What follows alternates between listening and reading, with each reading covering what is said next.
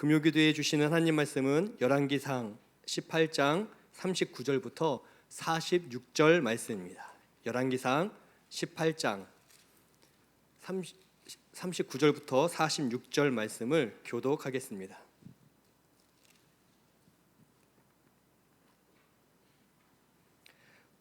모든 백성이 보고 엎드려 말하되 여호와 그는 하나님이시로다 여호와 그는 하나님이시로다 하니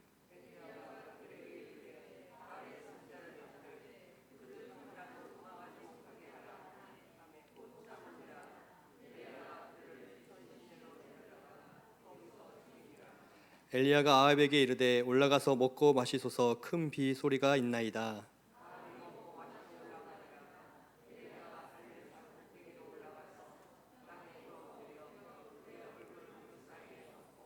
그의 사환에게 이르되 올라가 바다 쪽을 바라보라. 그가 올라가 바라보고 말하되 아무것도 없나이다. 이르되 7번까지 다시 가라.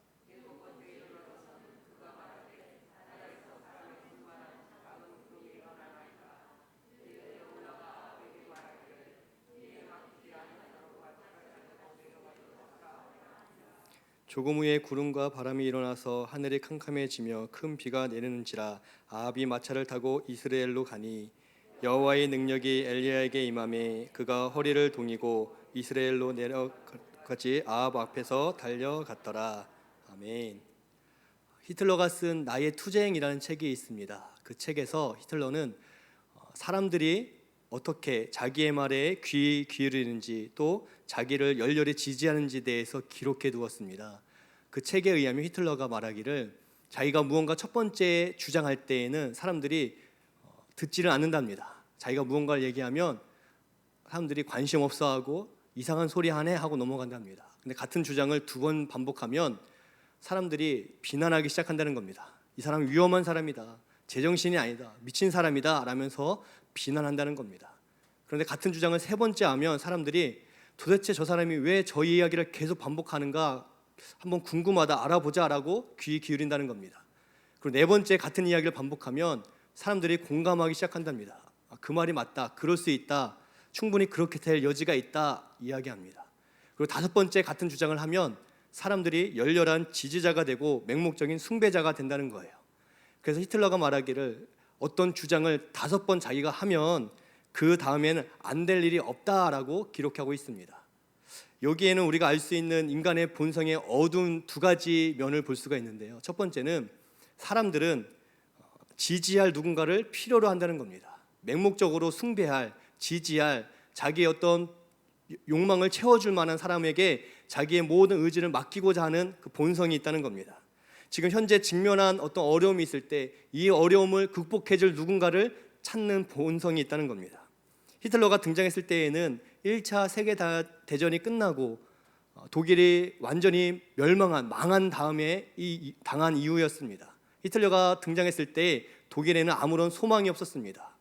나라는 전쟁에서 패배해서 많은 빚덩이가 있었고 또 경제는 회복할 기미가 보이지 않았습니다. 세계 열강은 독일을 타겟 삼아서 계속 압박을 가했습니다. 그래서 젊은이들이 낙심하고 낭망하고 절망했던 때였습니다. 그런데 그 가운데 누군가 그들을 일으켜줄 구원자를 원했는데 히틀러가 그 역할을 하게 된 것입니다. 실제로 히틀러가 그들을 선한 길로 또 어떤 선진국으로 인도해 주느냐가 중요한 게 아니라 맹목적으로 그렇게 해줄 만한 사람을 이 독일 사람들이 원했다는 거죠. 누군가에게 마음을 빼앗기면 무조건 따르고자 하는 심리가 사람의 본성 속에 있다는 겁니다. 또 어두운 본성 2번째는 바로 그것을 이용하는 사람이 있다는 겁니다. 사람들로부터 주목받고자 지지받고자 사람들의 필요를 따라 대신 말해주고 행동해주고 그래서 대중적 인기와 지지를 얻는, 그래서 당시에는 히틀러가 독일의 신드롬이 되었습니다. 많은 사람들이 히틀러 말 한마디에 열광하고 따라가고 지지해주고 선과 악을 따지지 않고 히틀러의 말이라면 무조건 옳다 여기며 히틀러를 중심으로 똘똘 뭉치게 되었다는 겁니다. 근데 이것이 특정한 시대, 특정한 사람만의 이야기가 아닌 것은 오늘날 정치인들도 스포츠 스타들도 또 연예인들도 바로 이와 같이 대중들에게 자기의 비춰주는 모습들을 통해서 인기를 추구하고 또 대중들은 그 말의 진실 여부를 따지지 않고 그 사람에게 마음을 다 빼앗겨서 무조건적인 지지 또 맹목적인 숭배를 한다는 겁니다. 그래서 이 일은 단지 히틀러뿐만이 아니라 오늘날 살아가는 우리에게도 동일하게 적용할 수 있습니다. 우리 모두는 이 두 가지의 욕망, 본성이 있습니다. 누군가 나에게 위안이 되어줄 만한 사람을 지지하든지 아니면 그런 지지를 받고 싶어 하든지, 쉽게 말씀드리면 슈퍼스타를 찾아 지지하든지 혹은 내가 슈퍼스타가 되어서 사람들로부터 환호받기를 원하고자 하는 그 본성이 있다는 겁니다. 사실 오늘 성경에 나오는 엘리야는 당대의 슈퍼스타였습니다. 엘리야는 850명의 바알, 아세랴 선지자와 싸워서 큰 승리를 맛보았던 사람이었습니다. 바알 숭배자들이 아무리 애써도 응답하지 않았지만, 그러나 겸손히 엘리야가 무너진 제단을 쌓고 하나님의 이름을 불렀을 때 하늘로부터 불이 내려와서 그 제단을 다 불살랐습니다. 수많은 이스라엘 사람들 누가 이길 것인가 단순히 궁금해서 모였는데 이 일을 통해서 엘리야에게 환호를 보내기 시작합니다.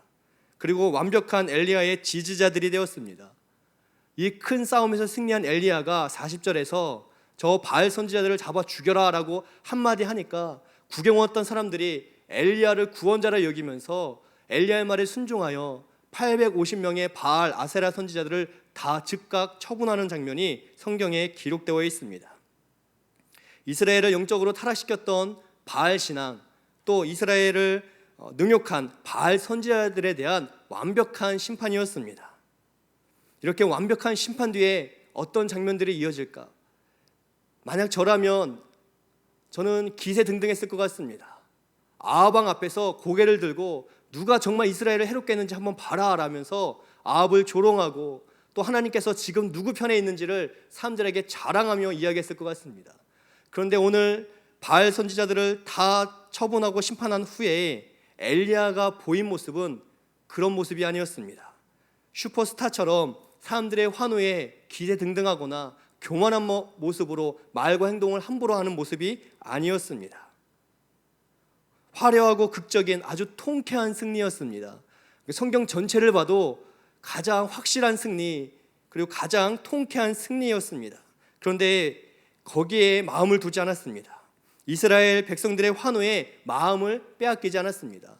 그 직후 41절 42절에 보면 엘리야는 겸손히 아합 왕에게 이야기하기를 다시 산에 올라가서 이제 먹고 마셔도 됩니다. 왜냐하면 큰 비의 소식이 있기 때문입니다. 왕을 왕으로 대하면서 다시금 이야기합니다. 왕을 안심시킵니다. 바알 선지자들이 다 죽는 모습을 보면서 벌벌 떨고 있었을지도 모를 아합 왕에게 찾아가서 먹고 마시며 쉬면 됩니다. 하나님께서 비를 주실 겁니다 라며 불안해하는 아합을 안심시킵니다. 그리고 42절부터 그가 하나님께 다시금 겸손히 기도하고 있음을 성경이 보여주고 있습니다. 왜 엘리야가 기도했을까? 바로 이 일은 하나님으로부터 시작되었음을 정확하게 알고 있었기 때문입니다.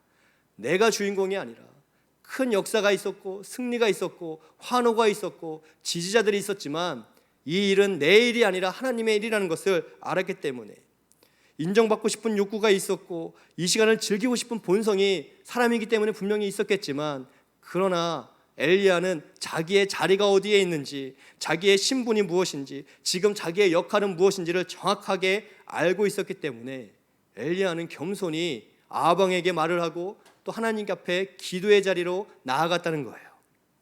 엘리야는 말씀의 사람, 순종의 사람이었습니다. 그리고 기도의 사람이었습니다. 이 엘리야가 등장하는 열왕기상 17, 18, 19장을 보시면 매 장마다 엘리야가 하나님 말씀에 귀 기울이고 순종하는 장면이 나옵니다. 동시에 17장에도 18장에도 19장에도 이 엘리야가 하나님 앞에 겸손히 기도하는 장면들이 계속 나옵니다. 그는 하나님의 은혜를 구했고 하나님의 응답을 주시면 순종했던 사람이었습니다. 그의 기도는 자기의 뜻을 관철시키는 기도, 자기 욕심을 주장한 기도가 아니라 겸손히 나를 향한, 이스라엘을 향한, 우리를 향한 하나님의 뜻을 구하는 기도였고, 하나님이 말씀하실 때마다 겸손히 그 뜻이 이루어질 수 있도록 자기의 삶을 다 내던진 사람이었다는 거예요. 하나님 뜻이 이루어진 데 쓰임받았던 사람이었습니다. 왜냐하면 그는 기도하는 사람이었기 때문입니다. 지금 엘리야에게 환호하는 수많은 사람들이 있었습니다. 이 사람들은 엘리야가 바알 숭배자를 싸울 때 과연 누가 참 신인가 그것을 지켜보았던 사람들이었는데, 명확하게 여호와 하나님께서 살아계신 하나님이라는 것을 안 후에는 엘리야에게 환호하고 지지했습니다. 그런데 이들은 바로 그 직전까지 바알을 섬겼던, 우상 숭배했던 사람들이었습니다. 언제든 아합의 명예에 의해서 엘리야를 죽일 수도 있었던 사람들이었습니다. 사실 이런 수많은 사람들, 엘리야에게 위협을 가할 수 있는 사람들 앞에 선다는 것은 쉬운 일이 아니었습니다. 그런데 엘리야가 그렇게 하나님 말씀에 순종했던 이유는 그가 기도하며 하나님 뜻을 구했고, 기도하며 하나님 말씀하시는 대로 쓰임받았던 사람이었기 때문에, 그래서 그 위협 앞에서도 그는 두려워하지 않고 당당히 나아가서 하나님의 말씀을 붙들고 싸울 수가 있었고, 또 큰 승리 후에는 사람들의 환호가 있었고 지지가 있었어도 교만하지 않고 다시금 자기가 있어야 될 자리, 기도의 자리로 나아갈 수가 있었습니다. 이 역사가, 이 큰 승리가 하나님으로부터 시작된 것을 정확하게 알고 있었기 때문입니다. 사람들은 오늘 비난했다가도 내일 화해의 손을 내밀 수 있습니다. 오늘 웃으며 친밀하게 교제했다가도 내일 원수가 될 수 있습니다. 우리의 신앙생활이 이렇게 사람들의 반응에 맞춰져 있다면 여러분, 신앙생활 할 수가 없습니다. 사람들의 나를 대하는 태도, 나를 대하는 말 한마디, 나를 대하는 사람들의 눈빛에 의해서 신앙생활을 한다면 우리는 매 순간 일희일비할 수밖에 없습니다. 그러나 엘리야는 그렇지 않았습니다. 사람들이 환호해도 흐트러짐이 없었고, 사람들이 위협해도 두려워하지 않았습니다. 사람들에게 자기의 마음을 준 게 아니라 변함없으신 신실하신 하나님께 중심을 두며 신앙생활을 했기 때문입니다. 누가 하나님께 중심을 드릴 수 있는가? 기도하는 사람이 드릴 수 있습니다. 매일마다 하나님과 정기적으로 기도하며 하나님의 뜻을 구하고 그 뜻이 이루어지기를 소원하는 사람, 철저히 하나님 중심의 신앙생활을 할 때 흔들림 없이, 사람들의 말과 행동과 눈빛과 상관없이, 어떤 감정과 느낌과 상관없이 분명한 하나님의 말씀 앞에서 올곧게 확실하게 흔들림 없이 신앙생활을 할 수가 있습니다. 그렇게 매일 기도의 자리를 지켰던 엘리야였기 때문에 사람들의 반응과 상관없이 그는 굳건히 주의 말씀을 의지하며 살아갈 수가 있었습니다. 우리 역시 그렇습니다. 우리 역시 우리의 신앙의 근거를 하나님께 두시기를 축복드립니다. 우리가 사람들의 반응에 따라 신앙생활을 하면, 사람들의 입맛에 따라 거기에 맞춰가는 신앙생활을 하면 건강한 신앙생활을 할 수가 없습니다. 사람들의 말로 인해 우리 애가 웃을 수 있고, 사람들의 말로 인해 내 마음이 굳건해질 수 있지만, 동시에 사람들의 말로 인해 내 마음이 한순간 무너질 수 있고 넘어질 수 있습니다. 사람은 언제나 그렇게 변화될 수밖에 없는 존재이기 때문에, 그래서 사람 중심의 신앙이 아니라 기도하며 하나님께 마음의 중심을 올곧게 세울 때 우리는 흐트러짐 없이, 사람들의 반응과 상관없이 말씀 중심의 신앙생활, 순종하며 주의 뜻을 구하는 기도 중심의 신앙생활을 할 수가 있습니다. 그런데 오늘 이 39절 40절 장면에서 한 가지 더 살펴볼 장면이 있습니다. 갈멜산에서 싸움이 끝난 후에 이 바알 선지자들을 심판합니다, 엘리야가. 근데 바알 선지자가 심판할 때 40절 말씀을 보니까 그들을 기손 시내로 내려다가 거기서 죽였다 기록하고 있습니다. 이 갈멜산은 해발 550m입니다. 꽤 높은 산이죠. 가까운 데 있는 보문산이 450m입니다. 보문산을 올라갔다 내려온 일이 등산을 자주 하시는 분들이야 쉽겠지만 평범한 사람들은 그게 쉬운 일이 아닌데, 갈멜산 꼭대기에서 싸운 후에 이들을 심판할 때 엘리야가 550m의 그 산을 내려가서 심판했다는 거예요. 왜 그렇게 했을까? 이 갈멜산 꼭대기에서 지금 큰 싸움의 승리가 있었는데 하나님께서 불로 응답하셔서 모든 재물을 다 불사르셨는데, 그 이야기는 뭐냐면 지금 하나님이 여기 계시다, 하나님이 지금 우리와 함께 한다는 임재의 상징의 장소였다는 거예요. 또 거기는 제단이 있는 예배 처소였습니다. 거기는 초라해 보였지만 그러나 하나님께 예배드리는 장소, 하나님 앞에 마음을 다하여 찬양하며 또 하나님의 임재, 하나님의 은혜를 구하는 장소였습니다. 거룩한 하나님의 임재가 가득한 이곳에 악인들의 피를 흘릴 수 없음을 엘리야는 알았습니다. 그들을 비록 죄로 인해 심판할지라도 그러나 심판의 피가 하나님께 제사드리는 이 제단 앞에 뿌려질 수가 없었습니다. 사실 엘리야가 만약 그 승리의 장면에 도취되어 있었다면 거기서 즉결 심판을 하는 게 훨씬 더 멋있어 보였을지도 모르겠습니다. 하나님의 응답 후에 바로 그 자리에서 심판의 메시지를 정해서 거기에서 바알 숭배자들을 다 죽였다면 더 많은 사람들이 엘리야를 숭배했을지도 모르겠습니다. 그러나 엘리야는 그 승리에 도취되지 않았습니다. 그 승리가 분명했지만 그러나 그 자리는 거룩한 하나님이 계신 자리, 하나님의 응답의 자리, 하나님께 예배드리는 자리, 하나님과의 만남의 자리, 하나님이 함께 하신다는 증거의 자리였기 때문에 거기에서 사람들의 피를 흘리지 않고 550m를 내려가는 수고를 감당했다는 거예요. 적어도 엘리야에게 있어서는 하나님이란 존재, 하나님이 어떤 분인지, 또 하나님께 예배드리는 처소가 어떤 곳인지, 그가 평소에 하나님을 어떻게 대했고 그가 평소에 하나님께 예배드리는 그 제단을 어떻게 여겼는지를 오늘 말씀을 통해 우리가 알 수가 있다는 겁니다. 우리가 하나님을 향한, 또 교회를 향한 우리의 태도를 보면 우리의 믿음의 정도가 어디에 있는지, 믿음의 수준이 얼만큼인지 알 수가 있습니다. 우리가 평범한 날에 하나님을 어떻게 대하고 있는지, 주의 몸된 교회를 우리가 어떻게 생각하며 신앙생활하는지, 예배 자리를 우리가 어떻게 여기는지를 보면 우리의 신앙의 점수가 거기에서 나올 수 있습니다. 이것은 누가 가르친다고 되는 게 아닙니다. 이것은 평소에 내가 하나님을 어떤 존재로 여기는지, 내가 주의 몸된 교회를, 예배의 처소를 어떤 마음으로 대하는지, 평소의 생각, 습관, 태도에 따라서, 그리고 그 평소의 습관들, 태도들, 생각들이 결정적 순간에 나오는 거예요. 엘리야가 흥분하지 않고, 그 순간에 엘리야가 광분하지 않고, 그 순간에, 그 큰 승리 순간에도 이곳은 하나님께 예배드리는 자리라는 것을 기억하며 심판의 자리를 다른 곳으로 옮긴 이유, 그것은 그가 평소에 하나님을 존귀하게 여겼기 때문이라는 겁니다.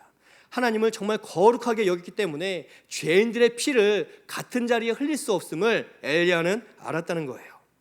그래서 우리가 평범한 날, 평범한 삶 속에서 하나님을 어떻게 고백하고 있는가, 하나님을 어떻게 대하고 있는가, 우리가 교회를 생각할 때, 예배를 생각할 때 어떤 고백을 갖고 하나님께 나오고 찬양하며 예배드리는가, 그것이 너무나 중요하다는 겁니다.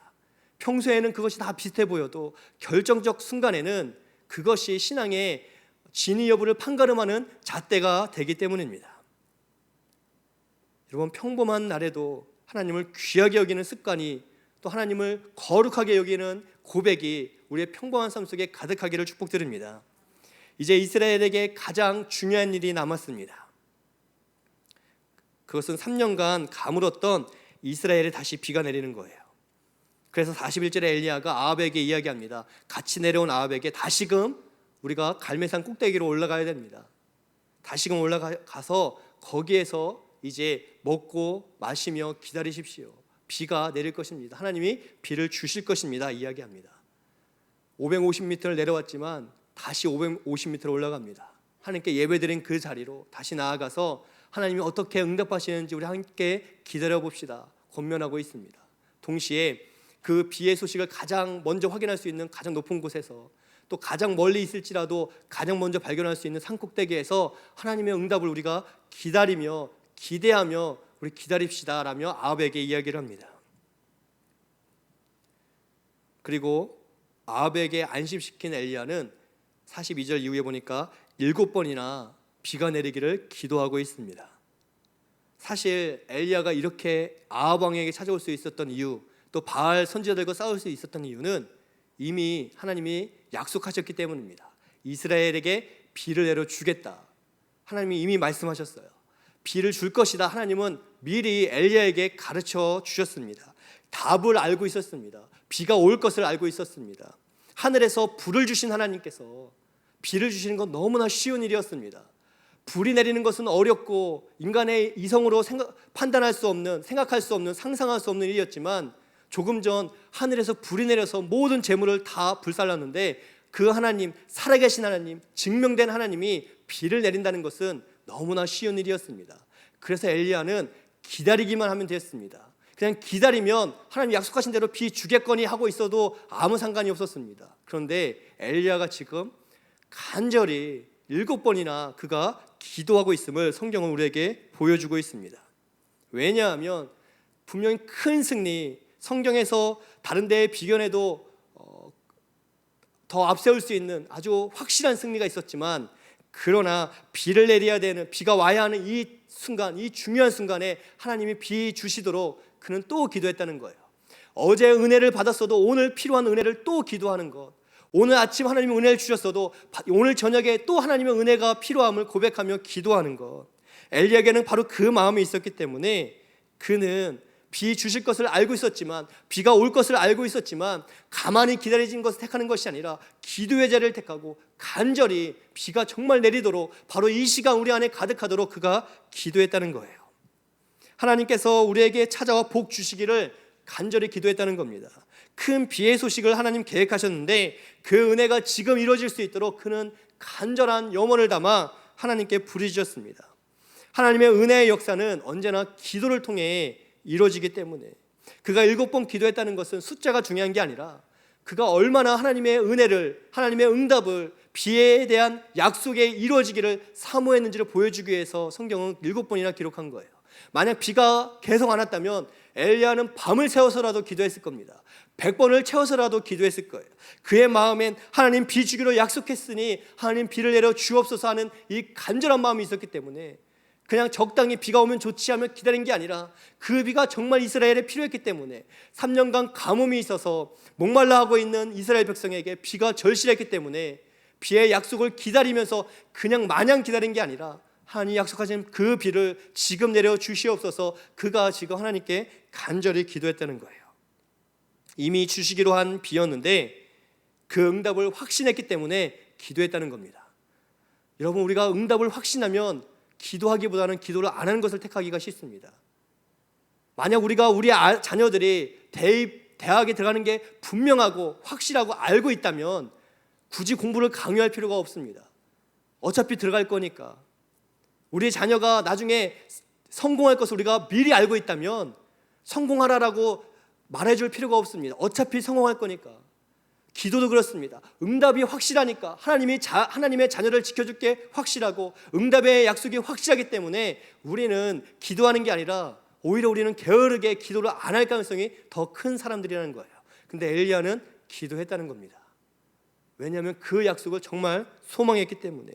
또 신실하신 하나님의 약속은 반드시 이루어질 것인데 하나님의 백성은 그것을 간사하게 이용해서 떨어질 은혜만 바라보면 안 되는 것이기 때문에, 하나님 은혜를 주실 건데 알아서 주시겠거니 그 은혜 나에게 찾아올 때까지 그냥 기다리는 것, 그것은 온전한 믿음이 아니었기 때문에, 신실하신 약속을 주께서 분명히 이루어 주실 것인데, 그래서 하나님의 백성은 신실하게 기도의 자리를 지키며 하나님의 응답이 우리 가정 속에, 우리 교회 안에, 이 나라와 민족 가운데 가득하기를 대망하며 기도의 자리를 더 지킬 때, 그렇게 하나님의 신실한 약속이 신실한 기도하는 사람을 통해 응답으로 나타날 수 있도록 하나님은 역사하시는 분이기 때문에 엘리야는 하나님의 비의 약속을 확신하며 더 뜨겁게 간절히 기도했다는 거예요.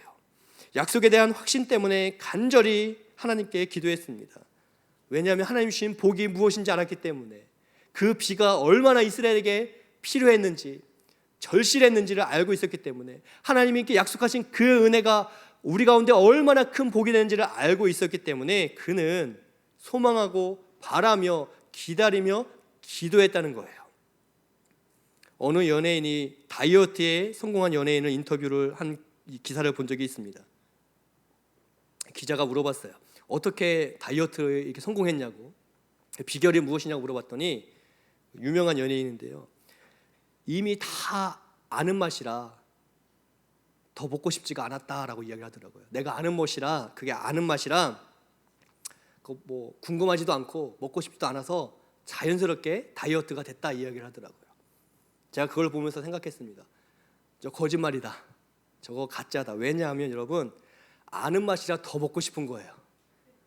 삼겹살, 소갈비, 짜장면, 돈가스, 이 파란들의 제육볶음, 어떤 맛인지 아니까 먹고 싶은 거죠. 태국의 푸팟 퐁커리라는 음식이 있는데요, 엄청 맛있는데 그거 맛보지 않으신 분들은 그게 뭐야 하실 수 있어요. 돈가스, 생갈비 이런 거 들으면 압니다. 우리가 어떤 맛인지 알기 때문에. 모르면 욕심이 나지 않죠. 알기 때문에 욕심나고 먹고 싶은 거예요. 하나님의 응답, 하나님의 선하신 인도하심, 하나님의 역사와 축복, 그것이 너무나 좋은 걸 우리가 알기 때문에 더 간절히 이 주의 응답, 주님의 축복, 주께서 주실 은혜를 사모하며 우리가 기도하는 거죠. 그것을 우리가 맛보지 않았다면 기도의 자리는 식을 수밖에 없습니다. 근데 우리가 신앙생활하면서 하나님의 선하신 응답이 무엇인지, 하나님 우리에게 주시는 역사가 그 축복이 무엇인지, 또 기도할 때마다 하나님께서 우리의 걸음을 어떻게 선한 길로 인도하신지를 알고 있기 때문에 그래서 더 깊은 기도로 나아갈 수가 있다는 거예요. 신실하신 하나님께서 사랑하는 자기의 백성들을 위해 복 주실 터인데, 이 하나님께서 주시는 복과 은혜가 축복이 무엇인지 우리가 알고 있기 때문에 그래서 우리 그것을 당연하게 여기면서 알아서 주시겠거니 하는 게 아니라 그 복이 얼마나 큰지, 선한지, 위대한지, 나의 영을 살리는지를 알고 있기 때문에, 하나님의 은혜와 선하신 인도하심이 우리 가정을 지켜주는 것을 알고 있기 때문에, 하나님의 놀라운 역사가 우리 교회를 지켜주시고 부흥케 하신 것을 알기 때문에 우리는 또 오늘도 나와서 기도할 수가 있다는 거예요. 더 간절히 하나님께 나와 그것을 소원하며 소망하며 찾을 수가 있다는 겁니다. 그럴 때 그것을 당연한 것으로 여기는 게 아니라 그 좋은 것 얼마나 좋은지 알기 때문에 하나님 나에게 그것을 주십시오라고 기도하고 간절히 주를 구할 때 하나님은 예비하신 은혜와 축복을 기도하는 이들에게 허락해 주신다는 겁니다. 큰 비의 소식, 비의 응답을 엘리야는 이미 알고 있었습니다. 비가 올 것이다, 하나님 비를 줄 것이다 이미 알았습니다. 그래서 비가 오지 않는 그 순간에 아합 왕에게 이야기합니다. 왕이여, 올라가서 기다리면서 먹고 마시며 느긋하게 즐기십시오. 안심하십시오. 하나님이 비를 줄 것입니다. 하나님이 이스라엘에 풍성한 비를 허락하실 것입니다. 그리고 아직 비가 오지 않는 그때에 아합 왕은 안심시켜 놓고는 자기는 기도합니다. 자기는 뜨겁게 하나님께 간절히 기도합니다. 이 큰 비의 소식, 이스라엘에게 반드시 필요하기 때문에 하나님 약속해 주셨기 때문에 이루시겠지만 그 신실하신 약속이 이루어지도록 신실하게 기도의 자리를 엘리야는 지켰다는 거예요. 믿음의 확신을 가지고 기도의 자리로 나아갔습니다. 그래서 그 큰 비의 소식이 현실이 되어 이스라엘에 내릴 때 그것은 하나님의 은혜이면서 동시에 엘리야의 기도의 응답이었습니다. 하나님께서는 엘리야를 통해 우리에게 보여주십니다. 하나님은 홀로 일하지 않는다. 신실한 엘리야를 통해서 일하셨습니다. 그리고 엘리야의 기도를 통해 일하셨습니다. 똑같습니다. 오늘날도 그렇습니다. 하나님께서는 하나님의 놀라운 계획을, 선하신 인도하심을 신실하게 하나님을 소망하는 사람들을 통하여 일하시고 그 사람들의 기도를 가운데 하나님의 놀라운 일을 이루어 나가심을 믿으시기를 축복드립니다. 신실하게 하나님을 소망하고 하나님의 은혜를 구할 때 하나님께서는 그 기도를 통해 주의 뜻을 이루어갈 것을 믿습니다. 이 믿음으로 기도하며 응답을 받아서 하나님의 축복이, 하나님의 은혜가 가정 가운데, 교회 안에, 일터 안에, 또 이 나라 민족 안에 가득하기를 축복드립니다. 그리고 그 은혜와 축복 너무나 감사해서 더 겸손히, 그리고 더 절박한 마음으로 하나님께 나와 기도하는 신실한 기도의 사람 되기를 우리 주님의 이름으로 축복드립니다. 이 시간 오늘